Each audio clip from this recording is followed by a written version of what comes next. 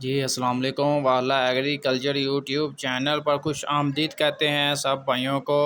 दोस्तों, पाकिस्तान में अचानक से जो है हर चीज़ सस्ती हो रही है। पेट्रोल, डीज़ल, अजनास, गंदम, तमाम तरह अजनास की कीमतों में भी कमी वाक़या हो रही है।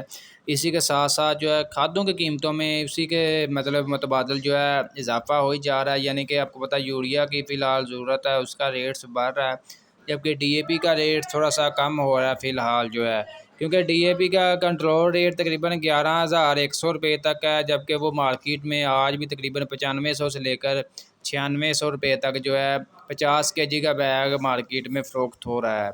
यूरिया की बात कर लें, यूरिया का 50 kg का बैग जो है आज भी मार्केट में 3300 से लेकर 3600 रुपये तक जो है मार्केट में यूरिया का 50 kg का बैग। जबकि नाइट्रोफास की बात कर लें तो इसका जो है 50 kg का बैग 5400 से लेकर 5700 रुपये तक जो है मार्केट में फ़रोख्त हो रहा है।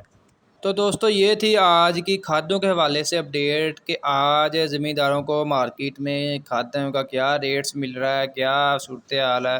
मज़ीद अपडेट्स के लिए दोस्तों हमारे चैनल के साथ जुड़े रहें, चैनल को लाजमी सब्सक्राइब किया करें।